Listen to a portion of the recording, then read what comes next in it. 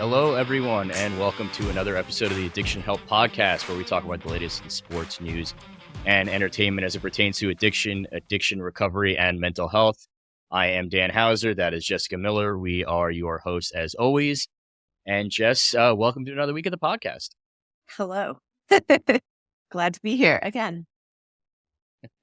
So we are just going to get right into the action today. Our topic this week is going to be about music, and specifically music therapy in relation to addiction and mental health recovery. And so this one is a little bit of a unique topic. In doing my research every week for potential podcast topics, I came across this article in the Minneapolis Star Tribune that kind of inspired this, I guess you could say, topic of discussion for the week. So really quick, just kind of a recap of the story and how it pertains to everything. So as so many of us did back in the early days of 2020 during the early COVID days, we were just trying to find things that we could do. Just existing. We were just basically trying to exist. Exactly. We were trying to find things that we could do and ways that we could kind of stay sane without, being able to really leave our homes or do anything that we normally would do. So this one father in the Minnesota area, his name was Tom Fulberg, and he basically, after putting his kids to bed every night, he would basically go out into his backyard with his guitar, and he would just play guitar and he would sing some songs. And so what started, just so innocently like that, and it was a lot for him. And you got to keep in mind too that we're talking about early 2020 in and around Minneapolis. So not only are you dealing with COVID, but those people are also dealing with all the George Floyd stuff. So you had things on top of things on top of things. And it was just, they were in a really, really unique situation, even more than everyone else, because you had the protests going on and this big social justice thing going on while also in the middle of an epidemic that was COVID. So it's like, talk about feeling like everything's bleak. Yeah, like the world is collapsing on top of your head. Exactly. That's a lot. So he basically went out back every night and started just playing guitar and singing for his own mental health. Like, this just started as I need some form of outlet where I can just, like we said, keep my sanity. And so he started doing solo sessions, and then those kind of evolved. And then an advertising colleague of his by the name of Brian Kroening, I believe is how you pronounce his last name. Brian, if you're listening, and I apologize if I said your last name wrong, but so they kind of decided that they wanted to kind of get together and expand their musical, instead of playing by themselves. And so they created this group called Seeking Permission, Songs in the Key of Hope. And so they currently have 3 songs recorded. The plan is to record more in the future. And so the goal of it is, the songs are kind of based around overall mental health, basically, like reminding people that, as we talk about, it's okay not to be okay. And there's ways that you can kind of have outlets and whatnot. And so it has evolved to the point now. Yeah. So it's evolved to the point now where they are actually planning future recordings to the point where they might actually create a full album, as well as doing live performances with the goal of raising money to help underserved children, first in local communities throughout Minnesota, and I would assume, and hopefully throughout the country as it evolves, to get help with their mental health struggles. Because we talk about getting help, but unfortunately there are still so many people in this country that aren't able to. Not that they don't want to, they're not able to, whether they can't afford it, they don't have proper insurance. They may live in rural areas or communities where facilities just aren't available to them. And so the goal is to help those people out, and start obviously with children, which I've written about extensively. You've written about extensively. A lot of mental health struggles that adults deal with actually develop when they're children. So if we can get kids that help early on, it can help keep things from getting worse as they get older and older, and maybe even potentially turning into substance abuse and addiction issues. So that was kind of the motivation, you could say, for today's topic. Jess, I know as soon as I read this article, I was like, you got to check this out. So yes, what was kind of your initial reactions and thoughts? Because we haven't talked more about it. I wanted to save our conversation. I know. Being on the show today too, because I know, but I wanted to save it for the show today. And we want to like chat about it. So yeah, I mean, I was super excited. Well, and I did, like, I think it's probably too early in the show to talk about my whole thing, but I was stoked just from a perspective of knowing how great music is to help people through stuff. I have my experiences, but also there's so much research to back how music helps people through all kinds of situations. So it's not just, addiction and recovery. It's great for children. It's great for adults. It's even, if you want to kind of look at the full spectrum of how music helps people, there are studies that show music actually helps Alzheimer's patients, et cetera. So it's just absolutely so profoundly beneficial for us on so many different levels. So of course I was very excited to read this article and talk about this topic. Absolutely. And as just alluded to, we're actually going to kind of share some of our own stories and some of the ways that music has helped us towards the end of the episode. But before we get to that point, um, the main topic, like I mentioned, of today's show, and what we really want to talk about is music therapy and the role it plays in both addiction and mental health recovery. So, just super quickly, right out of the gate, we're just going to kind of give you the Reader's Digest version of what you need to know about music therapy. Obviously, as we always mention every week, if you want more detailed information about it, addictionhelp.com. Jess has written some great resource pages about that and so many other topics. There's so much information on it, but just super quick background on it. So it's a type of I always have trouble pronouncing this Say word, experiential, I think. experiential therapy. I And so believe. experiential, and we'll go with that one. And so experiential therapy basically is just your non-traditional forms of therapy. So it's not individual or group therapy. It is examples of experiential therapy: music therapy, yoga, meditation, mindfulness, art therapy, equine therapy, hiking, anything that involves creativity, I guess you could say, or not even necessarily creativity, anything that involves not just sitting in a room and talking to somebody. Right. Basically, It's it's the experience. It's going out yes, and doing, like, absolutely, yes, yeah. yes. And so, people hear music therapy, and in the particular article that we referenced, these guys were actually playing music, but music therapy, you don't actually have to play an instrument in order to be able to enjoy and benefit from music therapy. Music therapy can, yes, you can play an instrument or sing, but it can be something as simple as listening to music. It can be something as simple as discussing lyrics. It can be something as simple as dancing to the music. It can actually be writing your own lyrics. So writing music, you can actually just sit Yeah. there and write lyrics out. So it's anything involving music. So you don't actually have to play it. It's just it involves music. And so it's a form of self-expression which can help people work through not only their problems, but better understand and deal with what they're going through, whether that is mental health or addiction. It's a great healthy outlet Oh yeah. to um, With the you know processing outlet, But we talk like, we talk about finding healthier ways of dealing with triggers and emotions and things that might lead you to um, pick up a substance or do something that was related to your old addictive habits. So this is a healthier outlet to stay away from those bad things, so to say. We talk about technical terms, the bad things. um, it can also help reduce stress. It can help you and improve your mood. Uh, and so experiential therapies, I feel like, are relatively new in the news. I guess not in the news, but in form of mainstream. Like I feel like a yes. lot more attention has been given to it lately. However, I found it really interesting that the first example of music therapy was all the way back in 1945, Yeah, that surprised me and too. it was Because yeah, implemented by the U.S. War Department. So yeah, so while it might be new to the popular masses, I guess you could say, or as far as getting attention, it's not anything new as far as actually being used to help people. dang. Yeah, And so, that's Jess, I wild. know there are some specific examples involving substance abuse and mental health and ways they can help. If you want to kind of just share a few of Yeah. those with the Well, listeners as so well. among the things that it can actually do to be helpful, it can increase your motivation. A lot of people will listen to music when they're working out, for example, and there's a reason for that. I'm sure there's actually a scientific reason or potential explanation for that, but it's really a matter of I love running, for example, and there are just certain songs that just really get me going when I'm out there running. It can increase self-esteem, and I think a lot of that has to do probably with some of the lyrics too. I mean, there are definitely songs that I put on when I feel like I want to put myself up or whatever.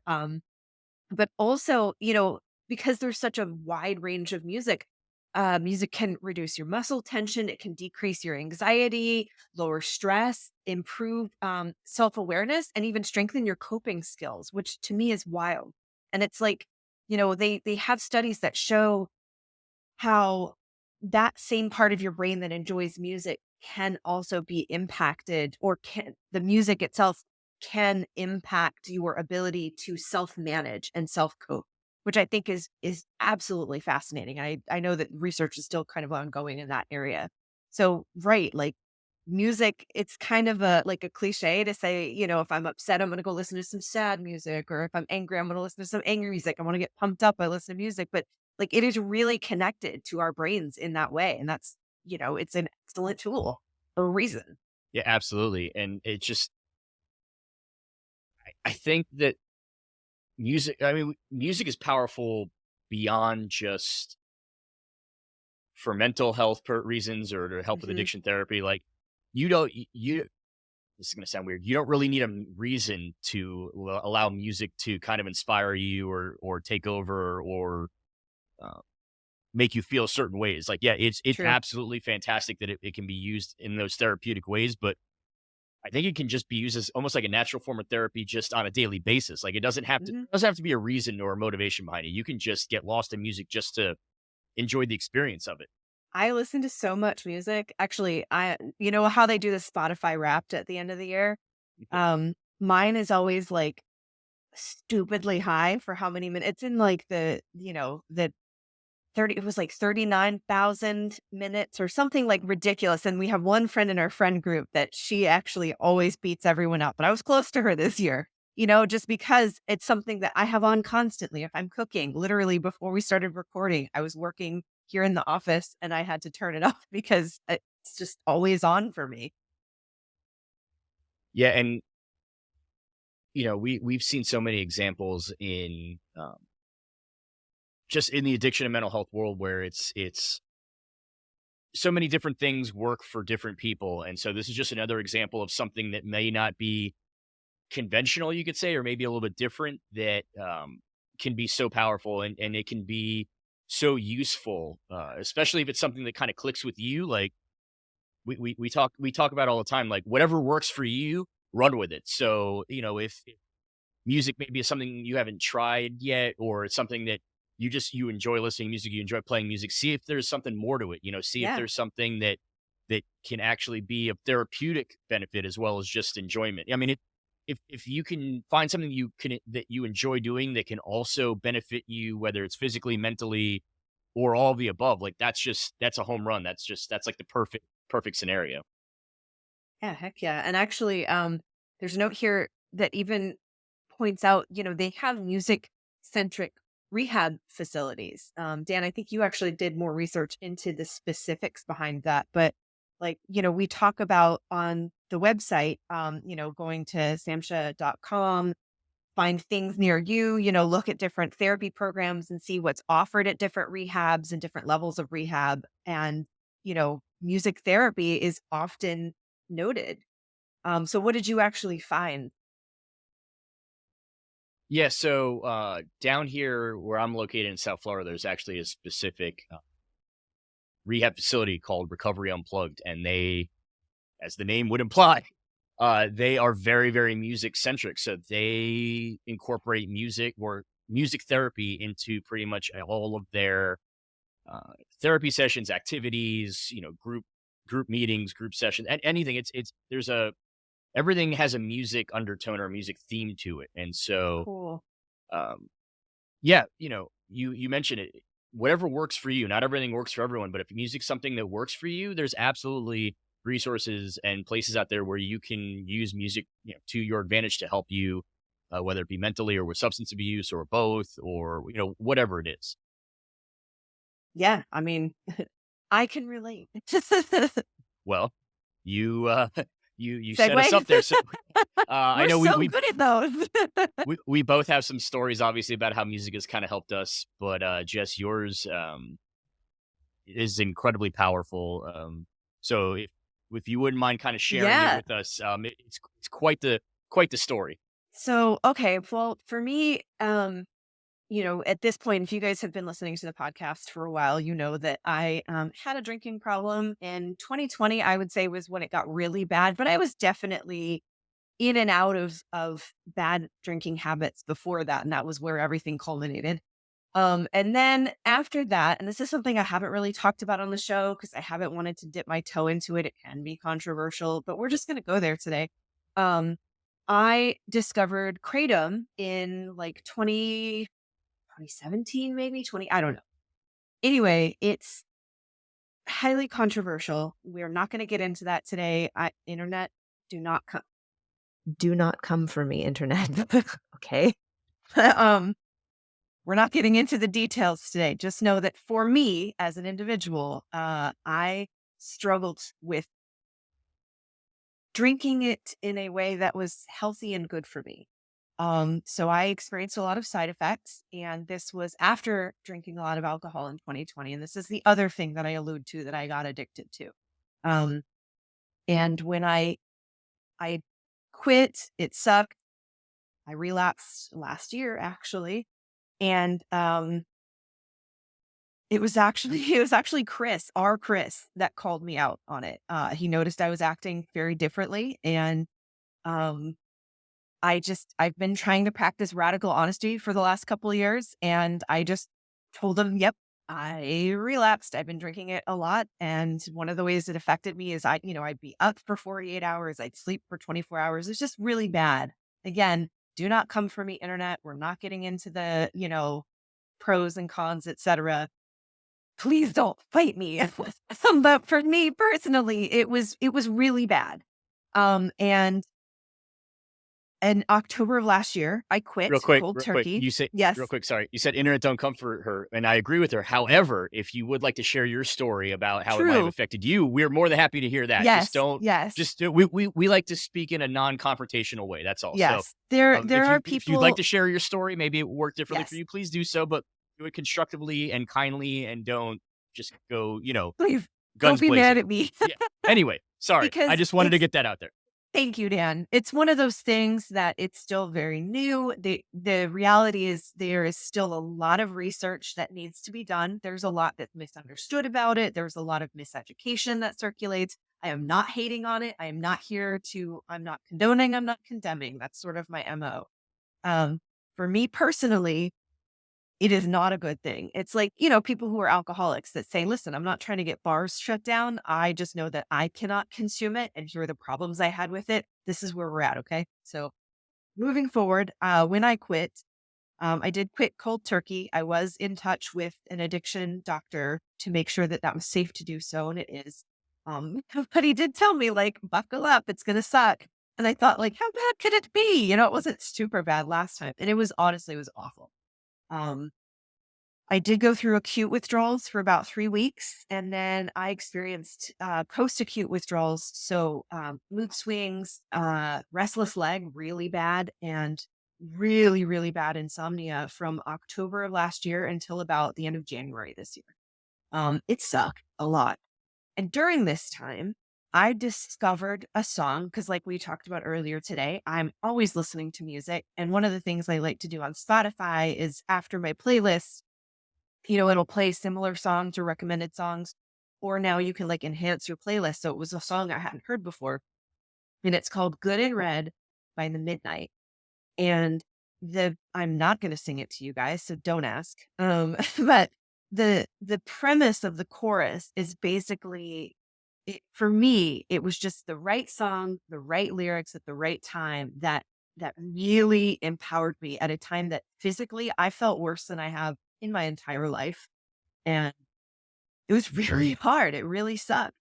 I can only imagine what it's like to go through withdrawals on a more intense level from stuff that's much stronger than what I was, using essentially. So I'll say too, just to take the listeners kind of behind the scenes a little bit. And Oh yeah, if you don't want to go share for this, it. we can cut this part out. But you and I No, were it's fine. when you were kind of going through your withdrawals. I didn't know it at the time, but about the withdrawals part. But during that time period, you and I were kind of collaborating and working on some writing projects and building out some pages for the Addiction Help website while this was all going on. And so I obviously was not the wiser to it in real time, but after the fact, when we were kind of done, you did open up and share a little with me and say, hey, by the way, just in case you may have noticed that sometimes I was just gone for a while, or the erraticness of what was going on, like this is what I was dealing with. And so, yeah, you know, and for what it's worth, on my end of things, I thought that you handled your cold turkey withdrawals well. It didn't Thanks. really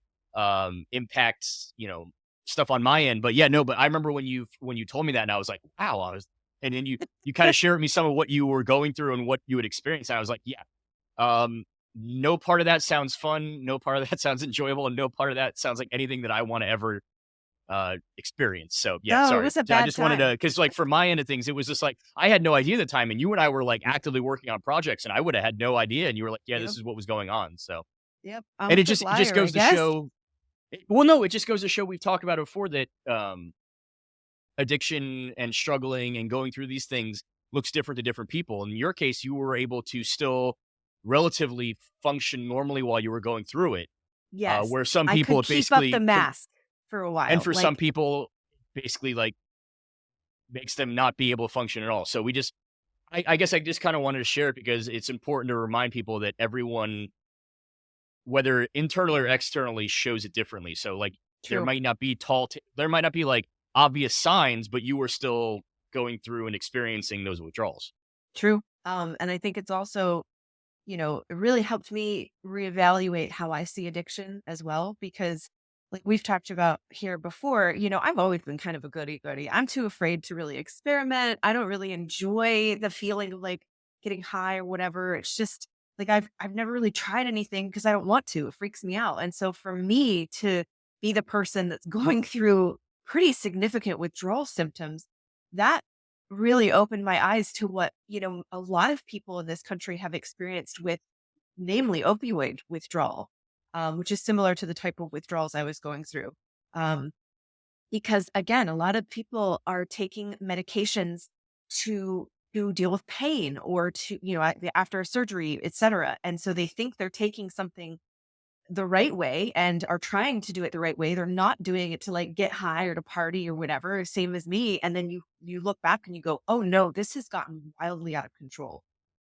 And now what?" And then there's this big stigma because you don't have this identity for yourself as an addict.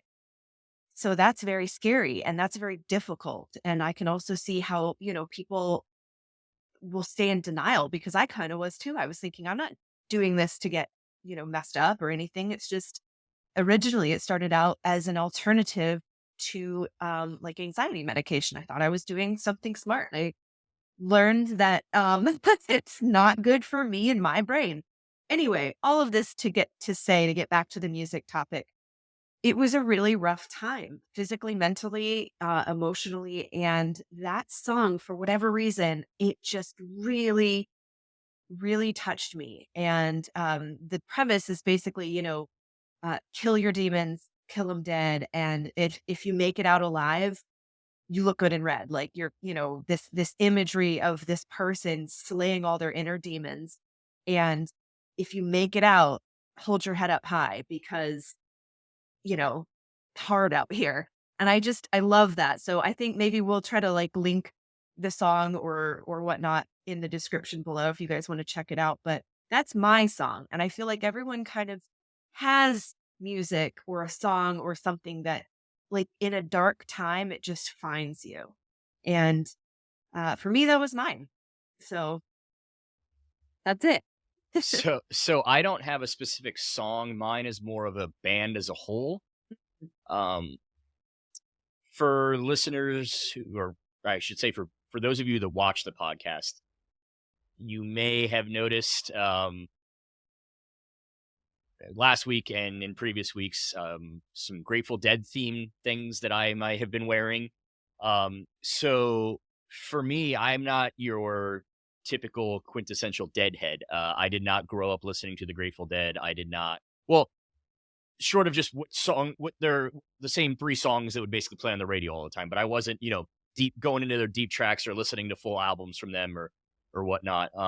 It was probably about 7 or 8 years ago, I had a friend at the time who introduced me to them in a way more than just those three songs that play on the radio. We were hanging out one night, and he put on an old live album of theirs, and I was like, "Oh wow, this is really really good." And so he said, "Oh yeah, the Grateful Dead." And I was like, "Oh, you mean there's more than just Casey Jones? Okay, cool. Awesome."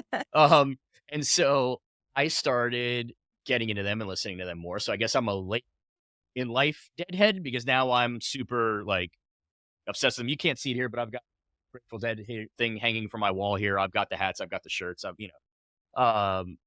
John Mayer, songbird of our generation. So the fact that he joined up with them, just amazing, That's amazing. But rad. Yeah. but anyway, so for me, I've found, and we've talked about it. You obviously did a Q&A with me about, my previous experiences with my ADD and kind of just quitting cold turkey. And so over the years, as I've gotten older and kind of evolved more, I have found new ways to kind of cope with a lot of my stresses and anxieties and ADD issues. And so, uh, upon learning and just learning more about the Grateful Dead and listening to them more and kind of getting more into them, into that whole vibe, because you could kind of throw Dave Matthews in there. I've always been a Dave Matthews fan, but you can kind of throw them into that equation because it's the whole jam band thing. Yeah, for on the radio they might play a 4-minute song, but when it's live they might go on for 45 minutes, and 30 minutes that might just be random guitar riffs. Like there might actually not be a real purpose to it other than to just jam out. So, um, something kind of clicked in my head, and I've actually found that for whatever reason, that kind of jam band type music, and specifically the Grateful Dead, because there are other ones like Fish and other ones that I've just never fully gotten into. But Grateful Dead specifically, I don't know what it is, but if I'm really just having a bad day mentally, I could just put on whether it's the Grateful Dead station on Sirius XM because they have their own station, which is super cool, Mhm. or I love on Sirius XM. Spotify, I've got. I said I love Sirius Oh, XM. I know. It's Yes. it's the best. Dave Matthews has his own station too. So Yep. between those two, I'm like, I'm set. But if for some reason, I don't I don't want to listen to that, or I don't like the song or whatever, I've got Dead and Company playlists, I've got live Dead playlists from the original, I've got studio playlists. So I've pretty much got every album that they've ever done on Spotify too. So I can just go there and kind of just put it on in the background. Like I don't really, and that's another thing about it's great about them because I mean, yes, the lyrics are obviously very important too, but because you can have a 25-minute song and 20 minutes of it is just instrumentals, like you can just kind of put it in the background and Yeah. just let it go. And you don't have to like necessarily be actively listening to it. It can just kind of be there and just kind of, you can just kind of sink into that and it can just become part of your overall vibe and environment. So for me, yeah, I almost wish I had, discovered them in that way Mm. in my teenage years, but then a part of me also wonders would I have actually been able to truly appreciate them back then? Because as we evolve and our brains change in life, I do sometimes wonder, would I have been able to appreciate them back then how I do now? Because if I hadn't been able to, that it might not have ever come up again. I might have been like, oh yeah, I listened to them, you know, Right. 10, 15 Down, years not ago. And for I didn't like them, me. whatever. So like, Yeah. I think, everything happens for a reason. So maybe it happened for a reason that 7 or 8 years ago, I really kind of discovered them in more of a deeper way and really got into them. And as I was on my journey of life, you could say, or journey of my trying to naturally help my mental issues instead Yeah. of turning to Your medications. wellness journey. Yeah, that was that they came to me for a reason during that time period. I love that.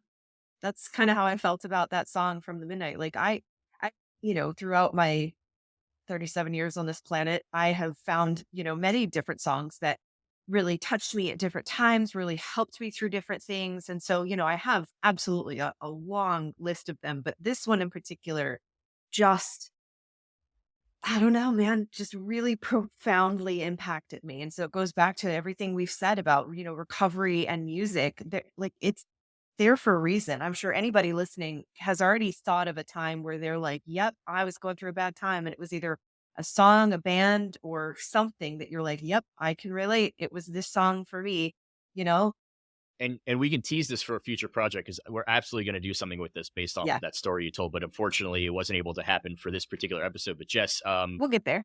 there are certain lyrics that really stood out to you more than others and were so powerful. And what now are you going to do with some of that? So clearly, if it were not obvious, I am very into tattoos. I have more that, you can't see on camera. So I guess I'm like I'm considered heavily tattooed, which is really funny to me. Um, it's just I love them. I love significant moments or or things that how do I put this?